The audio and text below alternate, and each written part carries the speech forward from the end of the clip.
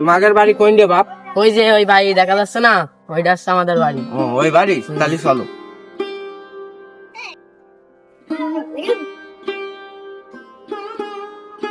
পিরান্ত ভাই। হ্যাঁ মোড়ল সাহেব, যে হঠাৎ এই গরিবের বাড়ি পা দিলেন মোড়ল সাহেব?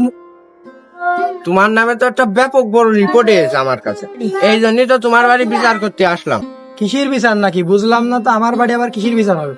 হ্যাঁ তোমার এই যে ভাইপোটা অনেকদিন ঢাকায় থাকে, এই যে টাকা পয়সা পাঠিয়েছে এই সামরাটা, এই যে তোমার কাছে আমি অনেক আগের থেকেই জানি যে এই সামরাটা এর বাপ নেই, এ টাকা পয়সা পাঠাই।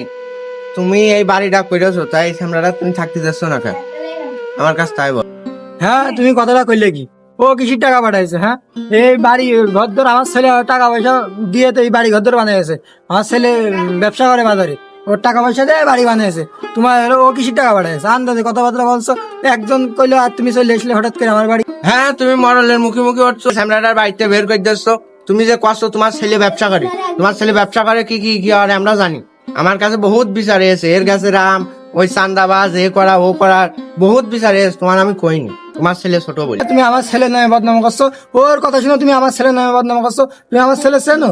যা আন্দাজে একটা করে বদনাম ছড়াই যাচ্ছ আমার ছেলের নামে। আমার ছেলের কত পরিশ্রম করে তুমি জানো?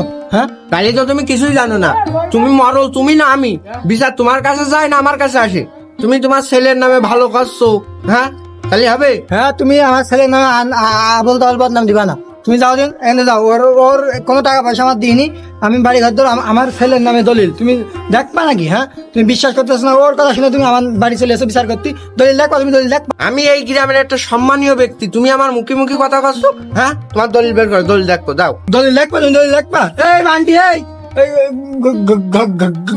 ঘরে তো দলিল নিয়ে আয় তো। হ্যাঁ বিচার করতে এসে তাড়াতাড়ি আয়, দলিল নিয়ে আয়।